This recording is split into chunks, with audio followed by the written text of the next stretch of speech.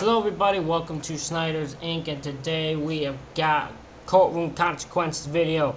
This is top 6 reaction of innocent convicts set free. We're gonna get right into it, ladies and gentlemen. Hit the like button, subscribe, comment, thing down below. Let's go. I'm an innocent man, Your Honor, and I have always been an innocent man, Your Honor. If the defendant will please stand.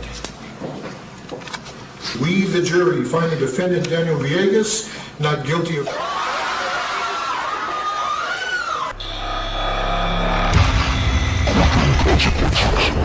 So I feel like most of these we have gonna seen already.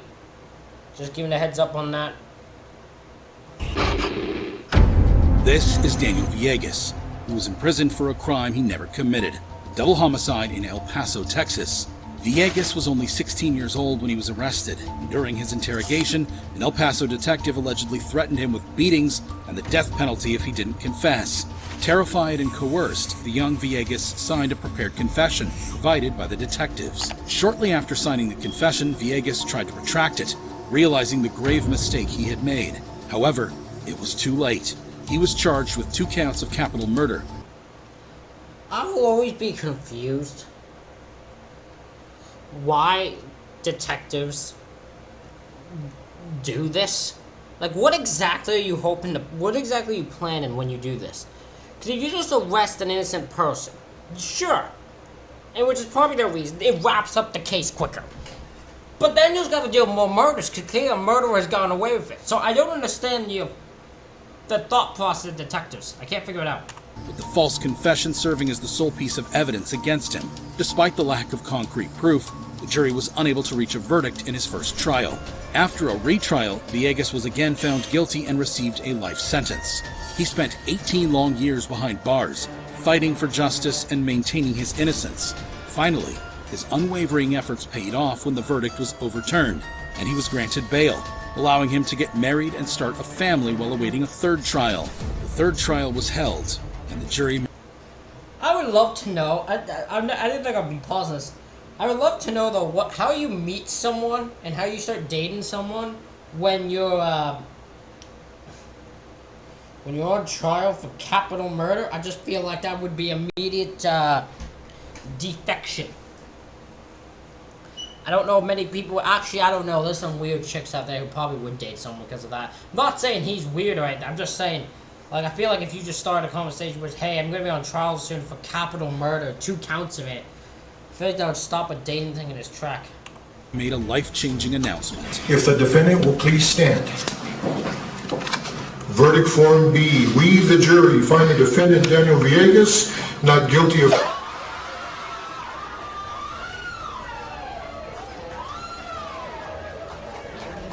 Emotions erupted as Villegas, now a free man, realized that he could return home to his family.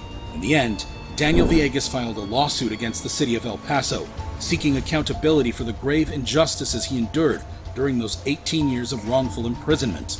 However, this wasn't the only time a convict became emotional after they were exonerated. Take, for example, the case of Susan Mellon, a woman who was wrongfully sentenced to life in prison.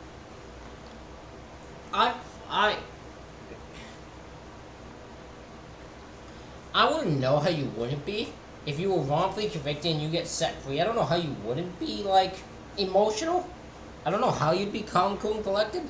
Unless, like, just prison it beats the emotion out of you, which probably could. Prison without parole, based on untruthful testimony. At 42 years old, she was arrested in Los Angeles, California, while taking her daughter to get a Happy Meal at McDonald's. From my heart and my soul, I would never do that to anybody. I didn't hate Rick. I would never let anybody think that I hated her. I still, I had feelings for the man. He was a good man. He was good to me. He was good to my kids. He loved my kids. And I went to through it on, and it was like, it was a 6 a.m. It wasn't it. Little did she know that this would be the last time she would ever see her child for more than 5 years, as she was charged with the murder of an ex-boyfriend. Mellon's conviction rested entirely on the testimony of an informant who asserted that Mellon had admitted to the crime. The part hilarious is that, if I'm correct with this one, this is the one where the person who was their informant was a pathological liar who lied for a living. Pretty much. As a result, Mellon served a full 17-year sentence, before it was established that the informant was a compulsive liar and an untrustworthy witness. Finally, the moment arrived when Mellon's case was overturned. I believe, based on what I've read, that she's innocent. And for that reason, I think the criminal justice system failed. The court declared the case against Mellon dismissed, bringing tears of relief and joy to her. Upon her release, Mellon took her daughter to McDonald's to finally deliver the long-awaited Happy Meal. Is that your first cell phone? Yeah, I never had one. I don't even know how to turn it on. I'm free! Ah, I'm in a car! The state of California awarded her $597,000 in compensation for the wrongful imprisonment she endured. Additionally, the Los Angeles City Council agreed to pay $12 million to Susan Mellon, recognizing the profound injustice she suffered. However, Seeing those two tells you everything. The car was willing and the city was willing to give her $597,000, and the other one was just like, no, we'll give you $12 million for your injustice. while it was clear that Mellon was convicted unjustly and spent 17 years behind bars, her reaction to their exoneration was similar to the case of John Bunn, a man who endured a heart-wrenching 27-year-long wrongful conviction for murder, even while maintaining his innocence throughout. At the age of 14, he was arrested in Brooklyn, New York, by NYPD Detective Louis Scarcella. This unjust arrest marked the beginning of a long and arduous journey for Bunn. For 16 years, he was behind bars and on parole for 11 years. Yet, he continued to fight tirelessly to prove his innocence.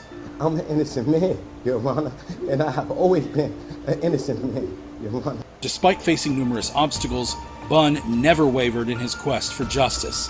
The basis for this landmark decision was the discovery of Detective Scarcella's wrongdoing and the glaring lack of probable cause for Bunn's initial arrest. I want y'all to know that y'all convicted and had a warm man in prison. I want to say thank you, Your Honor, because for 27 years, I've been fighting for my life. It was evident that Bunn had been wrongly convicted and unjustly incarcerated for nearly 3 decades. After an exhausting and emotional battle to clear his name, John Bunn was finally exonerated in an emotional moment within the court. I will always say it's insane that this detective was as corrupt as Scarella was. That corrupt guy, that corrupted David guy. How he got away with it for so damn long of just putting an innocent person after innocent person just for the fucking sake of it. I don't know what the hell. His ass was crazy. How he got away with it for so goddamn long. Courtroom, he shared a moment with the judge, a powerful reminder of the immense toll wrongful convictions take on innocent lives. Following his exoneration, John Bunn took legal action and filed a lawsuit against the city of New York and Detective Scarcella, seeking accountability for the grave miscarriage of justice he endured.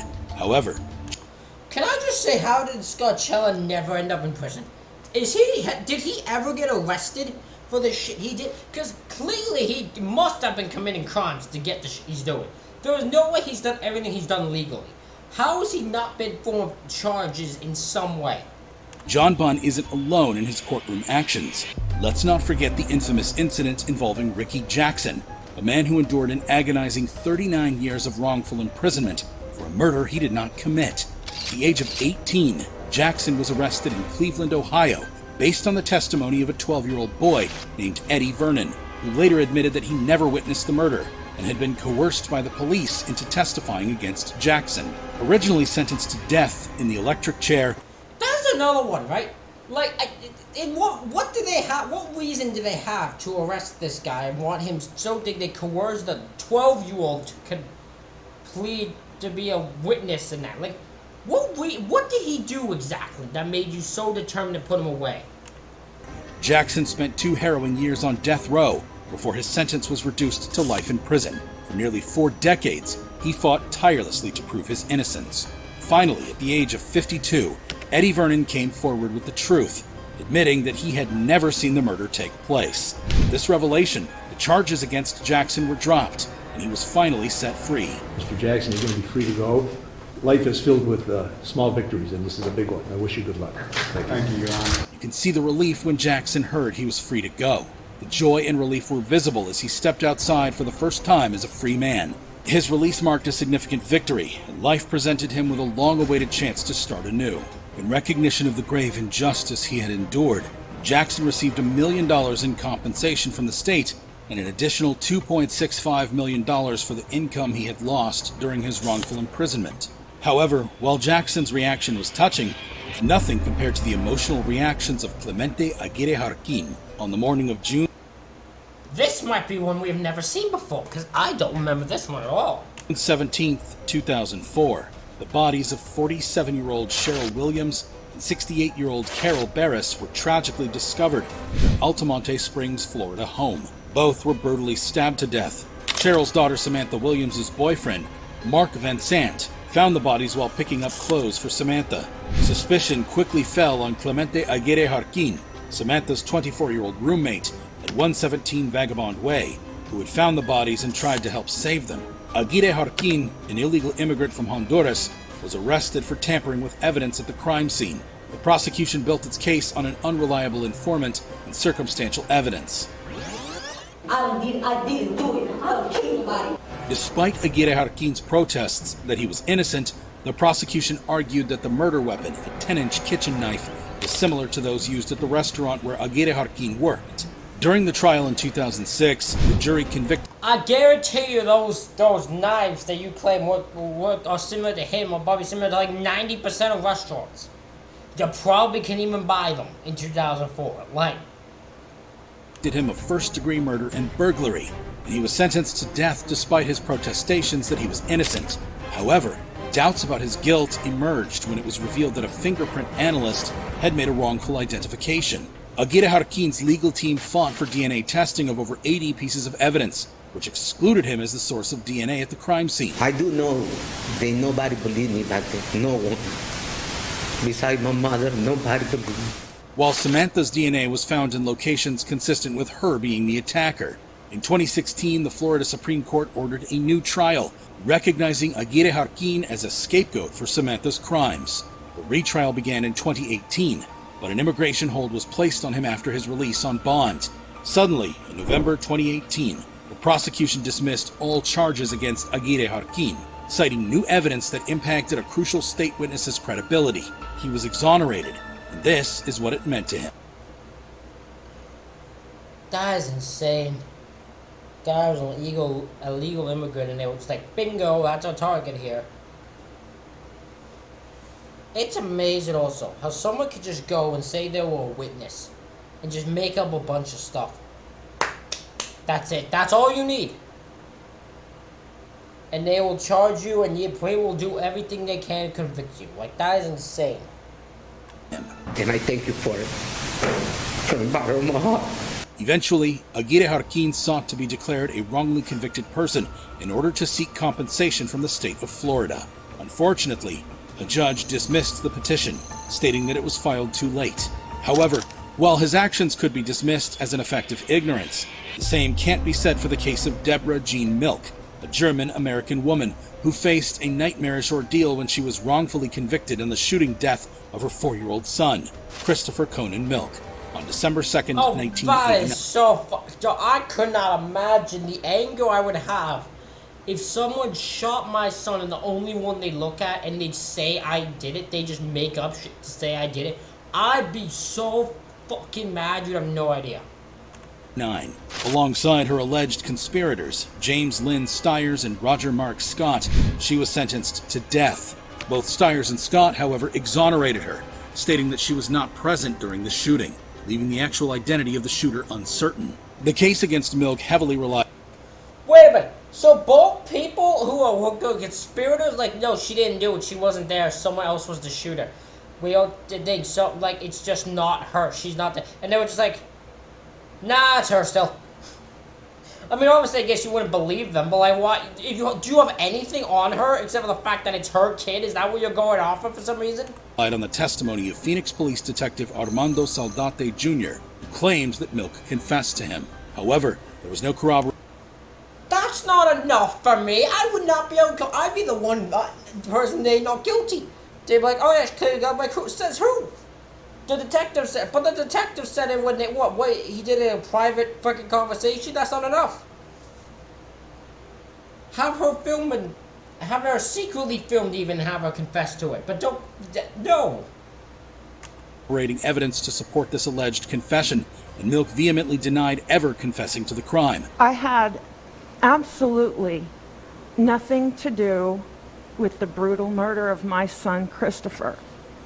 And I did not give a confession to Mr. Saldate. Saldate's credibility came under scrutiny, as he was later accused of perjury and had a history of misconduct. Questions surrounding whether a confession actually occurred, if Milk voluntarily waived her Miranda rights, and the prosecution withholding Saldate's personnel record from the defense became critical issues during her appeals. My innocence did not matter in their pursuit of a conviction. After over 25 years in prison, the conviction became increasingly controversial, leading to a 3-judge panel of the United States Ninth Circuit Court to unanimously upturn her conviction in March 2013. Losing a child to murder is a devastating tragedy. Being falsely accused of a crime you didn't commit is also a devastating tragedy. Try to imagine that. What happened to me can happen to anyone. The judges heavily criticized the conviction, pointing out the failure to disclose Saldate's history of misconduct and lying under oath, which would have been essential to assessing his credibility during the trial. Subsequently, Deborah Milk was released on a $250,000 bond by Judge Rosa P. Emros of the Maricopa County Superior Court. Despite attempts by the county prosecutor to appeal the decision, the state Supreme Court blocked a proposed retrial. Finally, on March 23, 2015, all charges against Milk were formally dismissed with prejudice by Judge Emros. After she was released, Milk filed a civil lawsuit against the city of Phoenix, Maricopa County, Bill Montgomery, Armando Saldate, and others, alleging malicious prosecution and denial of a fair trial. However, the lawsuit faced setbacks and was eventually dismissed by a federal judge in 2020. If you thought these reactions were the fact that there are cases where innocent people don't get nothing out of it for having to be in prison for that amount of years is fucking insane. Like, if you're innocently put in jail, if you're innocent and you get put in jail for years upon years, you deserve something out of it. That is ridiculous that they still will deny it. Like, unbelievable. Ladies and gentlemen, that is it for this reaction video. Let me know what you think in the comments. Hit the like button and subscribe button. Thank you all for watching. I'll see you all for the next one.